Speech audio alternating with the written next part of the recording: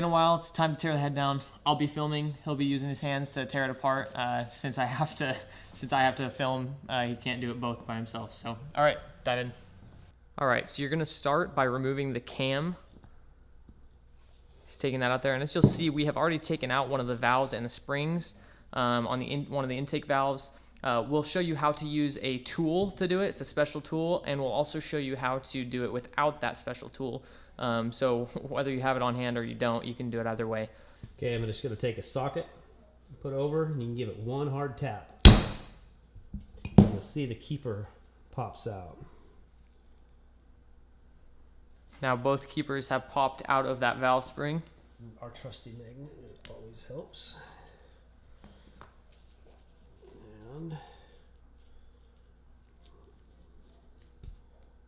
And there is the spring to your valve. That's one of your intake valve springs. Now that that valve spring is out, he's going to go ahead and actually take that valve out of its sleeve. If you could turn that over and show them the bottom there. Now you can see where the valve seats. You'll want to check that rim, see how it looks, the condition of it. And then there's the valve that he took out. We're now going to remove the rod that is holding the rocker arm for the exhaust valves. It takes a 6 Allen key on this side right here. So he's going to go ahead and remove that now.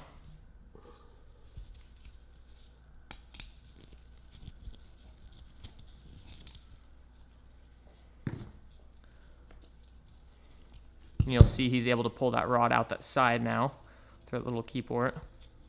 He'll fumble a little bit, but he'll get it in time. And that rocker arm will lift right out. And there it is. So there's your rocker. That's what's activating those exhaust valves as the cam turns. You'll see here he's going to use the magnet to remove one of the shims on the exhaust valves. Used to adjust them. There they both are. As you could see before when we were taking out the last intake valve, we used just a socket and a hammer to pop those keepers loose. Right here we have a special tool that clamps onto one side of the valve and the other side of the spring, and it compresses that spring so we can take those keepers out without having to smack it with a socket, which could injure your valves or harm them if you do it incorrectly, but it's up to you guys. Right here he's situating one side over the spring side and one side over the valve. Right over here, that is resting on that valve plate, and this side is rested on the spring where the keepers are going to pop out of. By tightening that clamp, we are compressing that spring, which is going to release the keepers. Those are in there. There's your keeper. Now he's just going to remove that spring on that valve. And there's those two. So that's how you remove it with the tool. If you'd like to do it with that, like I said, you can also use the socket.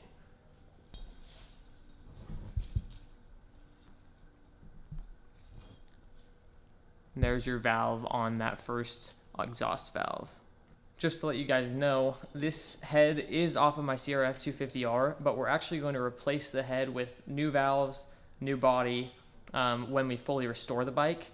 And this one, in the meantime, will be remachined for any future projects that we may do for another CRF.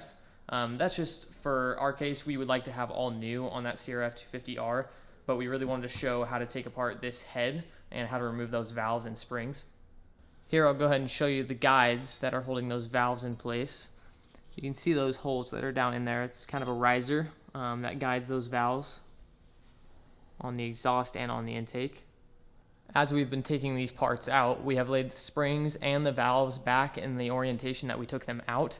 This is in order when we do rebuild this particular head, we know exactly where to put those valves and those springs. And the reason for that is if there are any wear points on that head, by putting them back in the same slot, it prevents any extra wearing that could take place. So it just kind of avoids any problems that you could have. Hey, I want to point out something. Yeah, go for it. Even though these have they have bearings that seat in there, it almost looks like they've been spinning. Like the actual bearing that seats here, that part shouldn't spin. I'm not sure. So see that should say, and this spins within it. So the way this was is it almost looks like this bearing is spun like that, which it shouldn't do. Should only spin internally. Yeah, but the way the way those marks are, Those wear marks, yeah, it's just really interesting. If you've seen our shop tour video, you'll see that he has all of his tools very neatly organized in there. You guys really don't have to do that because as you can see, he's struggling just to find the one he needs, even though it's really well organized. That's not the case. I don't think I put the tool in there. Come on, I need a straight edge. So what you can look up on different charts if you have a manual for this bike. I don't have the straight edge in there, but it's a straight enough edge.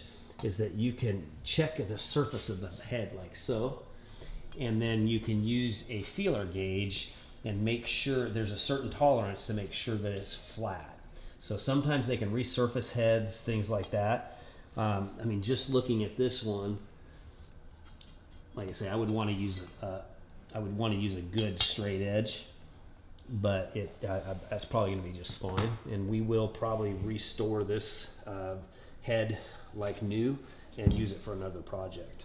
All right, so that wraps up tearing the head apart. Got the valves out and the springs, so stay tuned as we go further and start diving in more. Keep in mind, this is not the head we're using for my bike. We're going to get a fully restored one for mine, but we'll get this one remachined for Aerni next bike. Anything you got? I don't think so. Sweet. It's been real. Talk to you guys later.